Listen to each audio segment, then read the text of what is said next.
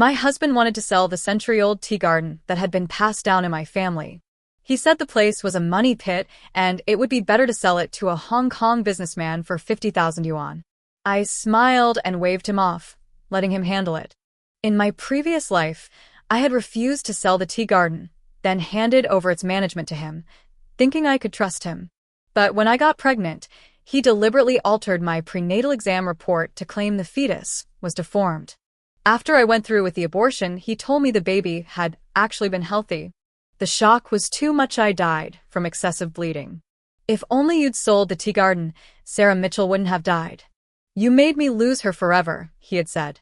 After my death, tea culture boomed, and the value of that same tea garden skyrocketed hundreds of times. He ended up with assets worth hundreds of millions and attended high-end banquets with his young mistress. When I opened my eyes again, I had been reborn at the exact moment when he was trying to sell the tea garden. This time, I'd make sure he couldn't. I wanted to see how he'd react when he realized he missed out on a fortune. I agreed, I said flatly. The money we make from the tea garden every year is less than what someone selling soda on the street earns. What? You agreed? Yes, I replied, staring coldly at him. James Carter looked at me in surprise and then smiled smugly. I knew you'd come around. With the money, we'll move south, start a business, and I'll be a millionaire in no time.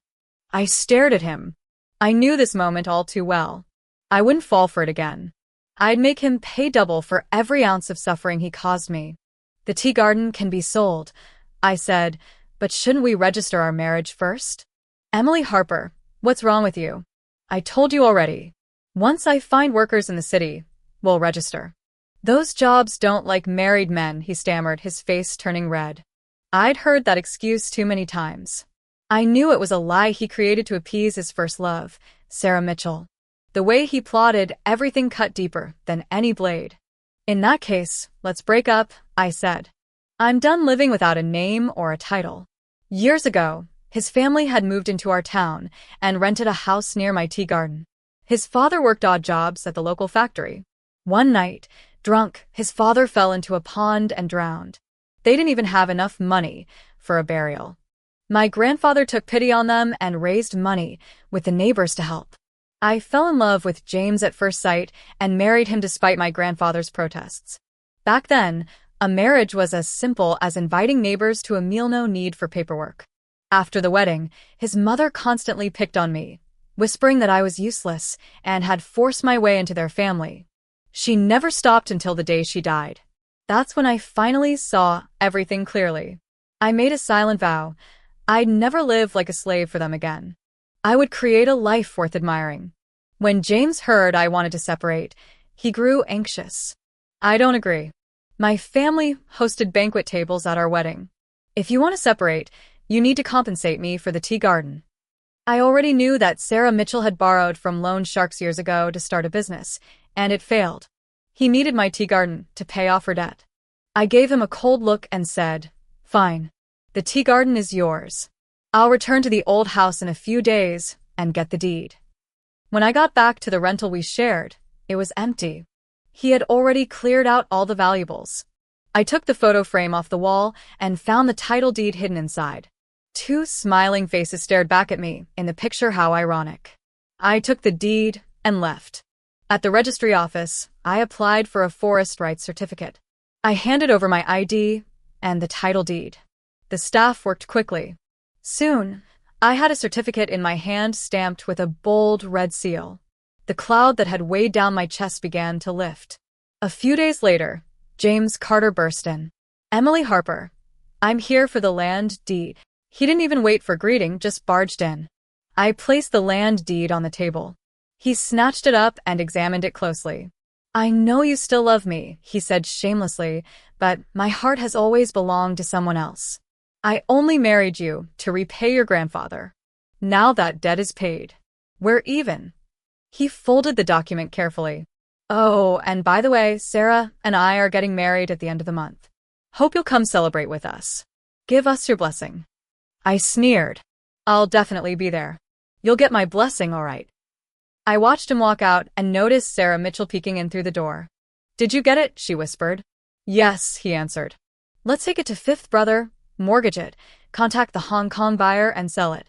We can finally pay off the loan. Their voices faded into the distance. I stood frozen, my chest tight with rage. I had known all along he was using it to cover Sarah's debts, but seeing it play out still stung like hell. I slammed the door shut, gathered what little belongings I had left, and went to the shop I rented to sell tea from the garden. It was a tiny space, barely a dozen square meters. I had made a bed in the corner out of wooden boards. Just as I was settling in, the shop door was kicked open. A few furious former distributors stormed in. "You scammer. You sold us old tea as new tea. We want our money back," they shouted. "How could you cheat us after working together for so long?" Another one pointed at the sign above the door. "A century-old brand? What a joke. Go fetch firewood. We'll burn this place down." Their accusations buzzed in my ears, leaving me speechless. As they told their story, I realized what had happened.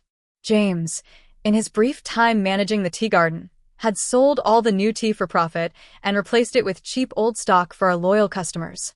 My blood ran cold. I apologized profusely and promised a full refund, eventually calming them down. Just then, James showed up at the door with Sarah wrapped around his arm. "You really are nothing without me, huh? Scamming people like this," he taunted. "You should be locked up. I warned them about you.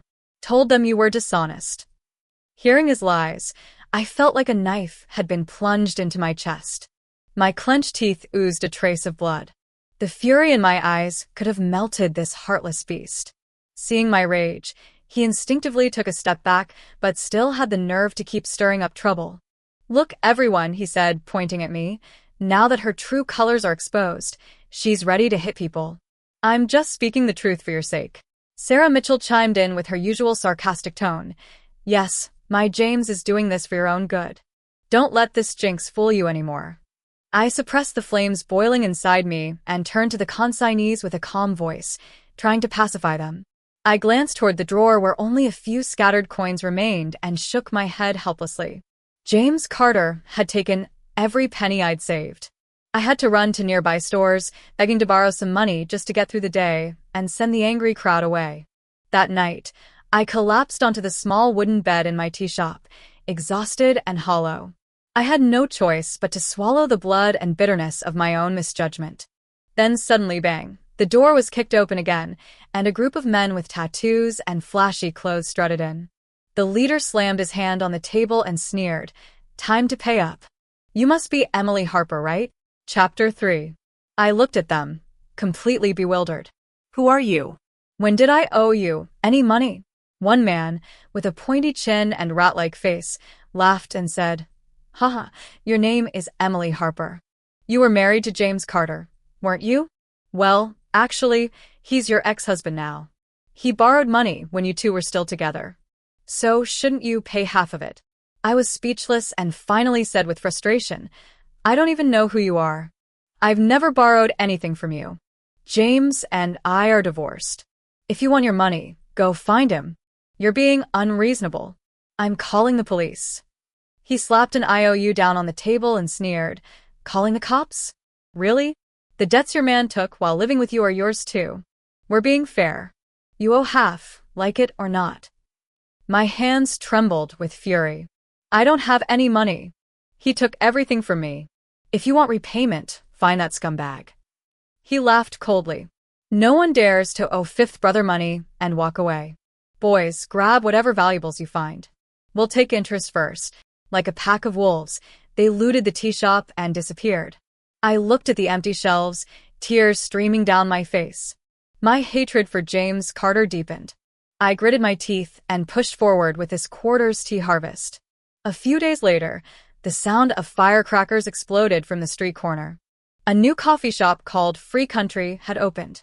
James Carter and Sarah Mitchell were outside, all smiles, welcoming the crowd.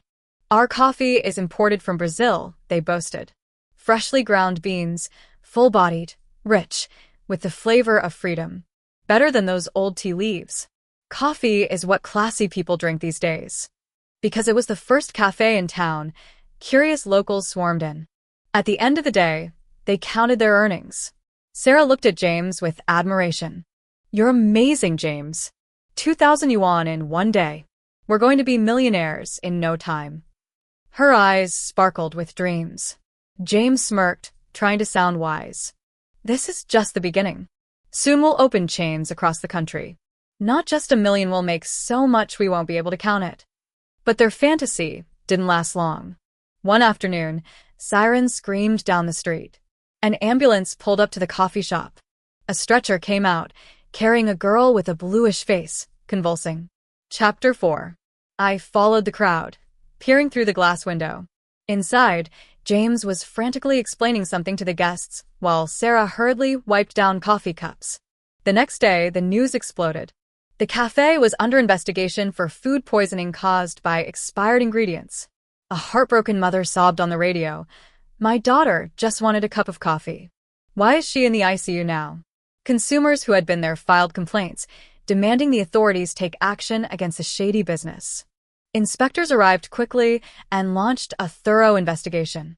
Soon, shocking details emerged: expired coffee beans, moldy creamers, and coffee machines that hadn't been cleaned properly.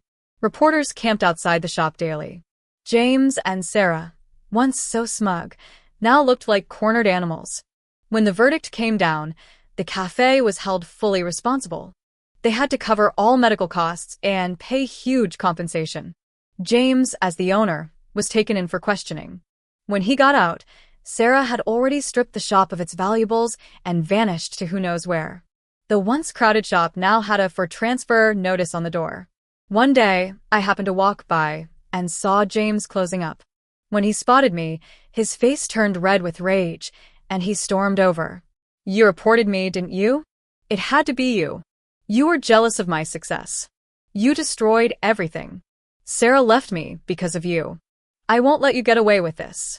I looked at the pathetic, barking man like he was a stray mutt and calmly spat on the ground before walking away.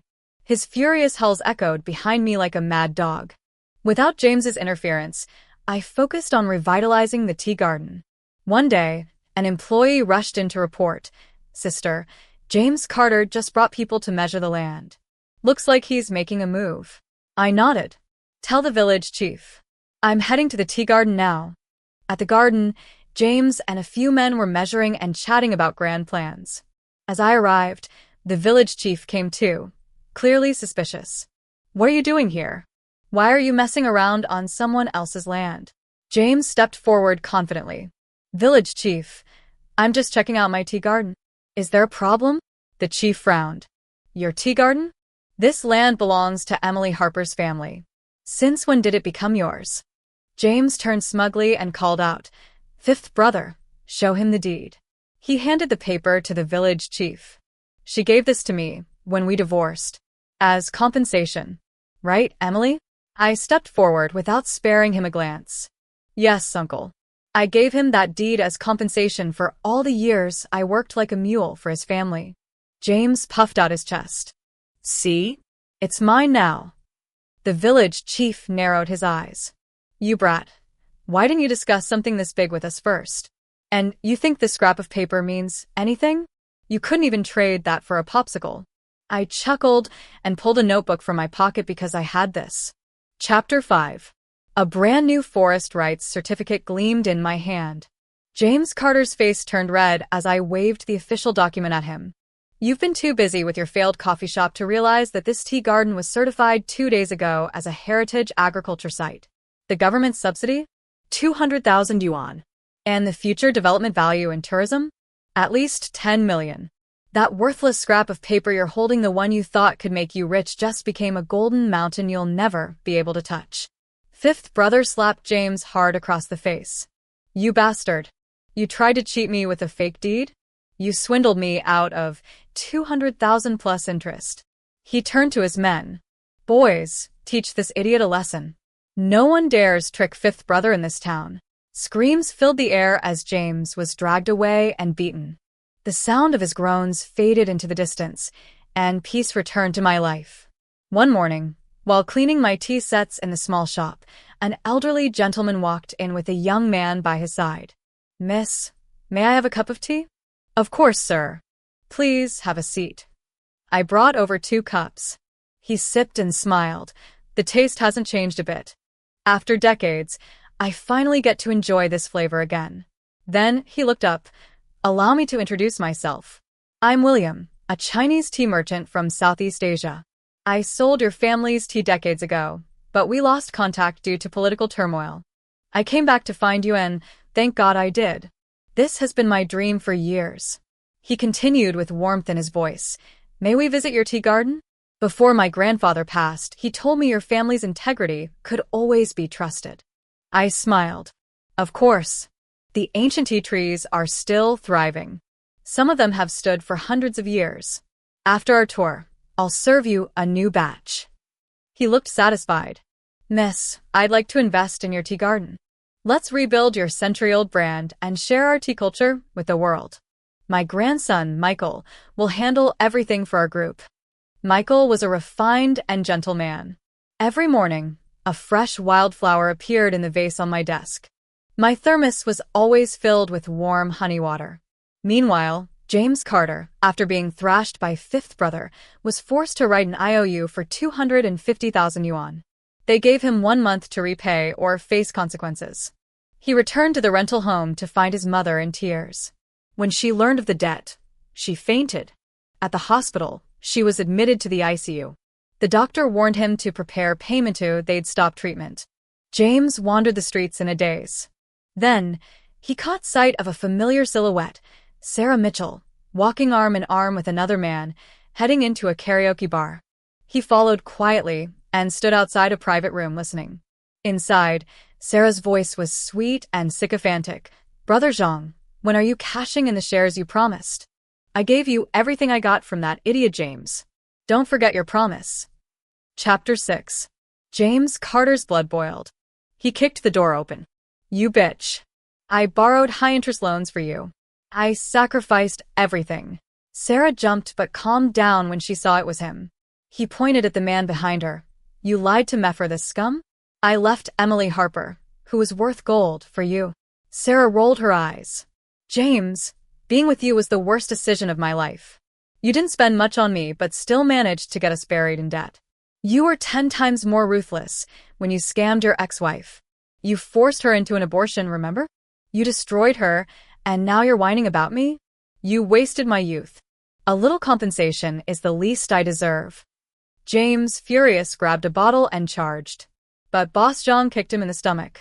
Security rushed in and joined in the beating. Sarah, tell them to stop. Please. I need money, me mom's dying in the hospital. I'll kneel for you, he begged, tears and snot pouring down. Sarah scoffed. Your mom's illness has nothing to do with me. I owe you nothing.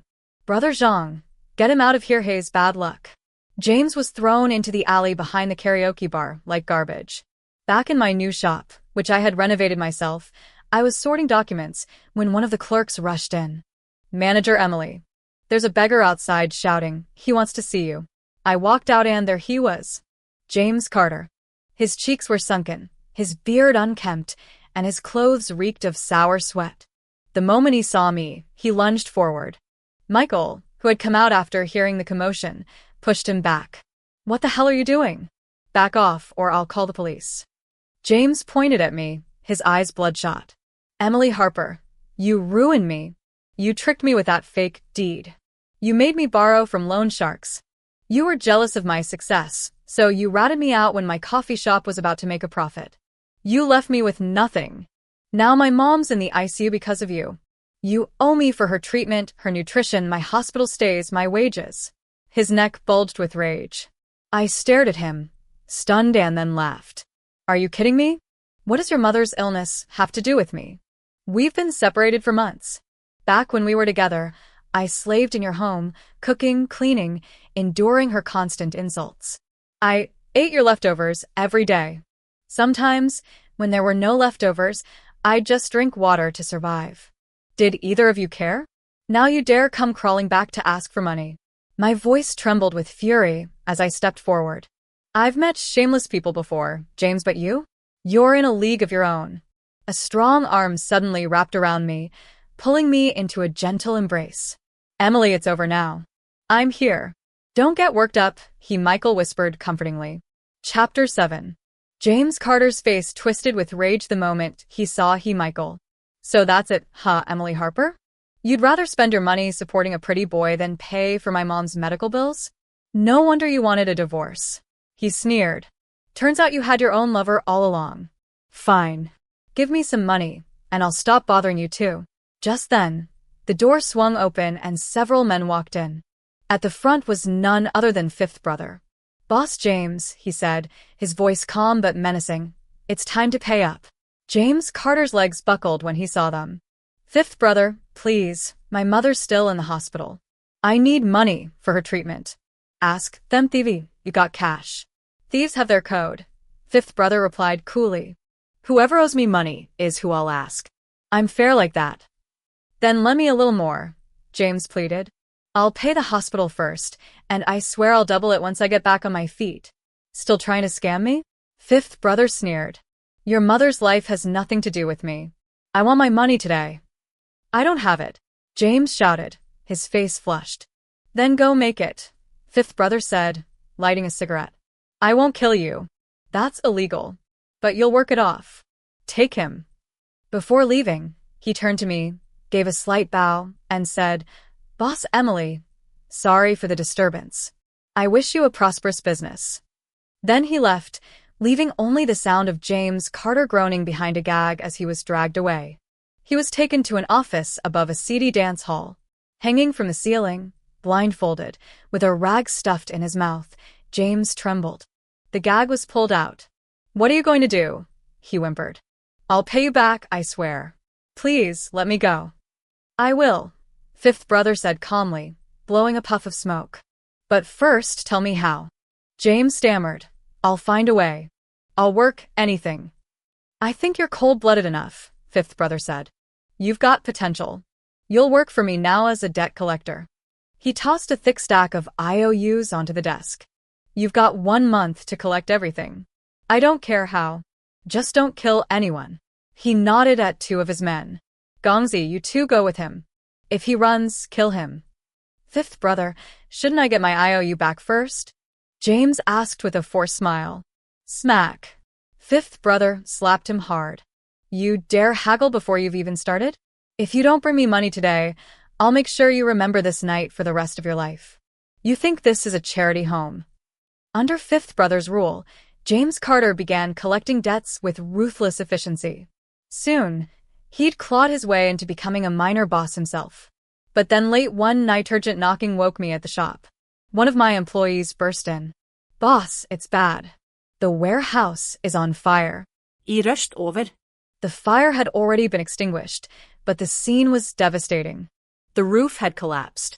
Water pooled on the ground, black and filthy. Charred tea leaves were scattered everywhere. My heart twisted with pain. Was this just an accident to arson? I had to find out. After the fire department left, the police arrived and began questioning everyone. Once arrangements were made, I returned to my office, exhausted. Michael handed me a warm cup of tea. Don't worry, he said gently. I'll handle everything. I looked at him and nodded, tears streaming down my face. He took out a handkerchief and wiped them away. Go rest. Leave the rest to me.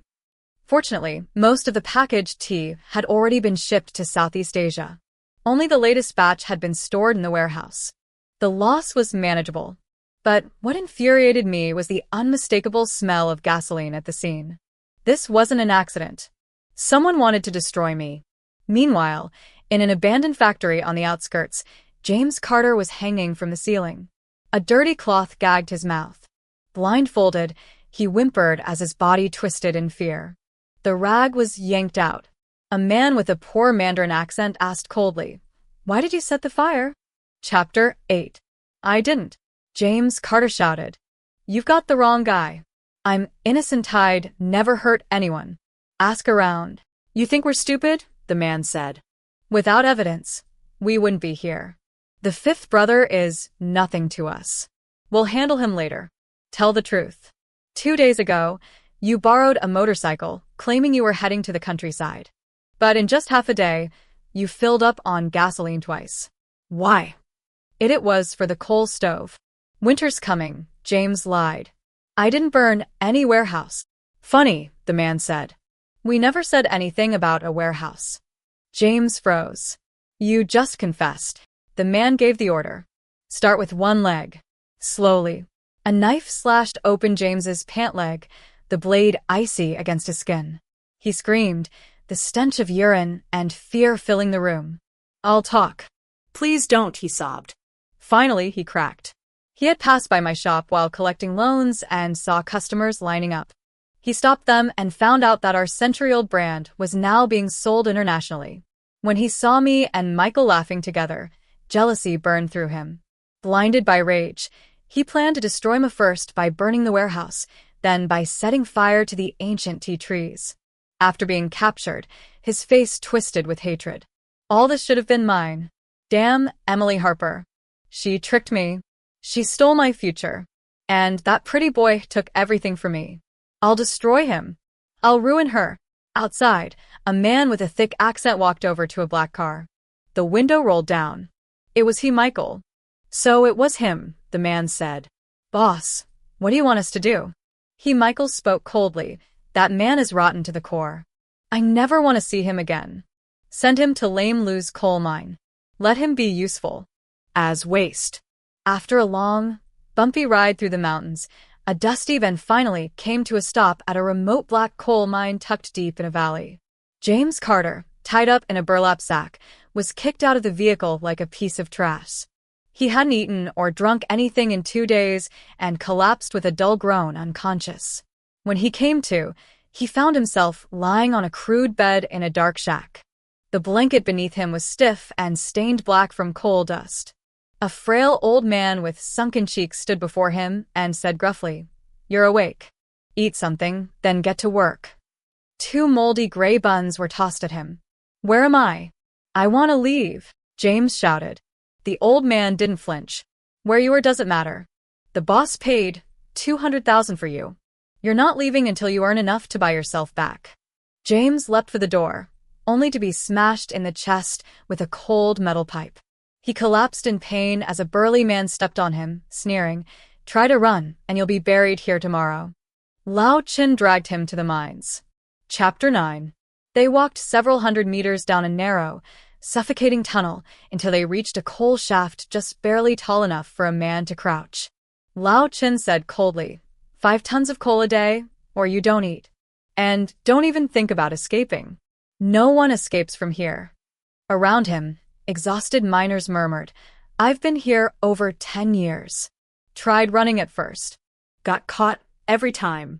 The last guy who escaped was beaten to death last month." Another sighed, "Better to live miserably than die horribly. Just bear it." Meanwhile, in the tea garden far away, colorful flags fluttered as a grand banner read, "Warm congratulations on the successful opening of the first tea expo." After months of preparation, our joint stock tea company had officially launched. I held the largest share, so I was appointed chairwoman, and he, Michael, served as general manager. I stood proudly at the main venue, watching Michael engage in fluent conversation with foreign guests. "Our tea isn't just a product, it's a heritage," he explained passionately. I recalled the long nights of struggle and compromise. He had once insisted on eliminating our costliest traditional roasting method. We argued. 3 days later, he returned with bloodshot eyes and a redesigned, semi-mechanical roasting solution. He worked nonstop, his office light glowing deep into the night, surrounded by tea diagrams and test plans. Watching him curled up on the office couch with tea reports as a blanket, my heart ached gently. Because we were the region's first Sino-foreign joint venture, local authorities were extremely supportive. Hosting the Tea Expo brought exposure, recognition, and opportunity. Seeing smiling merchants enter and leave the venue made all the hard work worth it. "Chairwoman, you're scheduled to attend the provincial commendation meeting tomorrow," my secretary said as she updated me. The next day, I returned to the tea garden with new honors and renewed motivation. Our brand had gained national momentum. Distributors visited us daily from across the country. Michael and I split responsibilities, working in sync, and our business expanded quickly. Our relationship grew along with the company, and soon we began discussing marriage. One day, we returned to my hometown to pay tribute to my late parents and grandparents. At their graves, We laid out offerings on a stone table. After kneeling in silence, I spoke. Grandpa, Grandma, Mom, Dad, if you're watching from above, please bless me and Michael. He's good to me. We truly love each other. Michael bowed deeply and added, Dear elders, I promise to cherish Emily with all my heart. Please rest assured. Suddenly, a bodyguard shouted toward the nearby trees. Who's there? Come out. Moments later, they dragged over a ragged, filthy man. His hair was matted, and his face was black with grime. He kept his head low, but when the guard yanked his hair back and doused him with water, we saw his face clearly. It was James Carter. Chapter 10. He crawled back in panic, sobbing, I wasn't following you. I just happened to be passing by. Please, let me go. Through questioning, we learned he had been forced to dig coal day and night. Exhausted, starving, and punished whenever he failed to meet his quota, he was eventually rescued when the police raided the illegal mine. Afraid of being recognized, he pretended to be mentally ill and never revealed his identity. After escaping, he begged his way back, but was too ashamed to return to town. He'd been hiding in an abandoned countryside hut, surviving on wild fruit. Today, he'd seen our offerings and waited for us to leave, so he could steal the food. Tears streamed down his face. Emily, I'm sorry. I'm a bastard. I don't deserve forgiveness. Please, let me go. I swear I'll change. I turned my face away, unmoved. Michael looked at him coldly. If you want to start over, then start by atoning. Take him to the police. James Carter was arrested and sentenced for arson. One morning, I stretched lazily and walked toward the breakfast table where everything had been carefully prepared. From the nursery, our daughter let out a loud cry. Michael was already there, gently changing her diaper. Chairwoman, today's visit is to the orphanage, my secretary reminded me over the phone. All the gifts and donations are ready. Another full and meaningful day had begun. This was the true meaning of rebirth.